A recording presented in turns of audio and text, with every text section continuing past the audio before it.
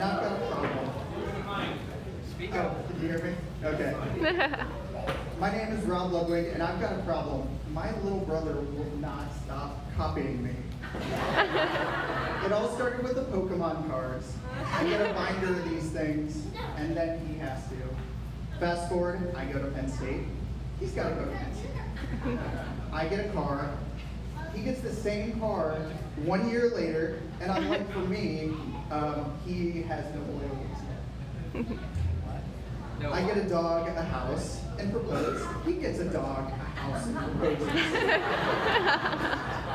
And along with each of these things, he gets a how-to guide for me. Let me tell you, it's not easy being a guinea pig. So Matt's the best man at my wedding this November, and he beat me to the altar. So to kill two birds with one stone, I decided to make a tutorial for Matt on how to make a good best man speech. And so I'm hoping you guys can help me out with it.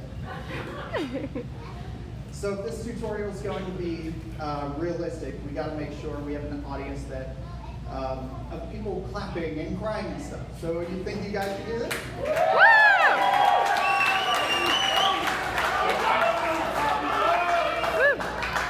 All right, check. We're good. So today is July 28th, 2018, and Matt, this is your tutorial on giving an awesome best man speech. If you're going to give one at my wedding this November, little brother, we're going to have you fully prepared, don't you worry. Now take a deep breath and don't cry. Life is beautiful, I know. There are cute babies in the world, and we all love you too, but save the tears for the birth of your many, many children coming up.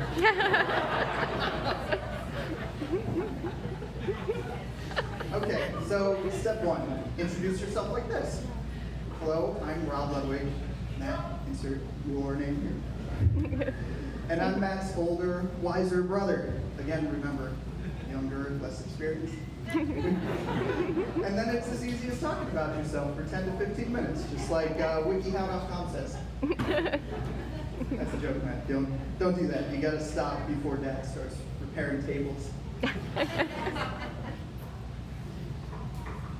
Okay, step two. Thank the bride's family, please. On behalf of the Ludwig family, I want to thank Mr. and Mrs. Ulrich for hosting this beautiful wedding. And as the one hipster foodie in the family, I sincerely appreciate the addition of some hop-forward beers. And the little crab puffs were absolutely incredible. Step three, welcome the bride. Molly, we are totally psyched to have you as part of the family. I don't remember precisely when Matt turned into a little softie in college, but I'm pretty sure I have you to thank for it. So now, just so you know, along with Matt's clingy teddy bear love, you get free non-patronizing tech support, courtesy of yours truly. Okay, step four, gotta get some background info. So how you might be asking, did Matt's nerdy brother manage to get a microphone and the role of best man? It's a little bit of love and a little bit of a reward for being dragged to a bunch of Little League baseball games. Turns out watching Matt take a baseball to the nose is a little bit like currency. It takes 3 times for unconditional love, 4 times to become best man, and 5 times to be invited back to Raleigh after making it sound like a stage 5 softie. And I don't know if how much you trusted the baseball boys for this either. Step 5, talk about the groom. Many of you already know this, but Matt loves working with kids. Up at Penn State, sometime after he was hit by Molly's affectionate spell, he danced in Thon. 46 hours of nonstop dancing to combat childhood cancer. Go Thug! So now they both work at the Boys and Girls Club in Raleigh, and it's a good thing too. It's a good thing he's good with kids too, in case he gets a set like me, him, and Haley. I don't know, mom and dad, where are you guys? I don't know if you guys remember this, but one of the first things we decided to do after watching the lightsaber battle at the end of Star Wars episode Awful was jump on the trampoline and smack each other with sticks. So that was just the start of Matt's quest to maim himself. Following another rule of the best man speech, I'll omit the toughest, most graphic story. Let's just say that it involved a ambulance ride for both of us.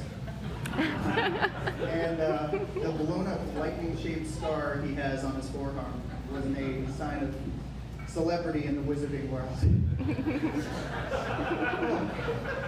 and somehow, even during life-threatening surgery, he's asking doctors how I'm doing.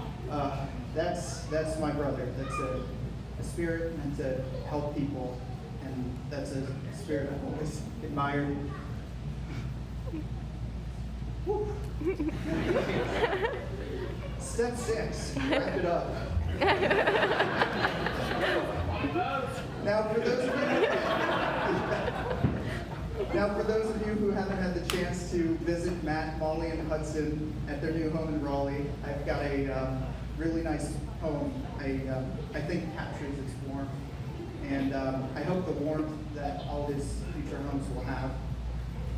But before I start, I've got to add a footnote. The poem doesn't match Matt and Molly perfectly. For one, those two don't own a cat, and Matt can cook a couple of dishes, or at least he better know how to by now.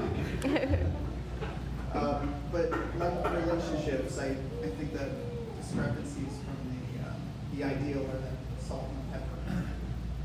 And if the cat trips you up, just imagine a big slobbery golden doodle. So this is a poem by Dorian Lowe called On the Back Porch. The cat calls for her dinner. On the porch I've been before, brown soy stars into her bowl. Stroke her dark fur. It's not quite night. Pinpricks of light in the eastern sky. Above my neighbor's roof, a transparent moon. A pink ragged cloud. Inside my house are those who love me. My daughter does biscuit dough, and there's a man who will lift my hair in his hands, brush it until it throws sparks. Everything is just as I've left it. Dinner simmers on the stove, glass bowls wait to be filled with gold broth, sprigs of parsley on the cutting board. I want to smell this rich soup. The air around me growing dark as stars press their simple shapes into the sky. I want to stay on the back porch while the world tilts towards sleep until what I love misses me and calls me in. So to Matt and Molly, their new life in Raleigh, and many years of warmth, love, and happiness. And Matt, that's a wrap.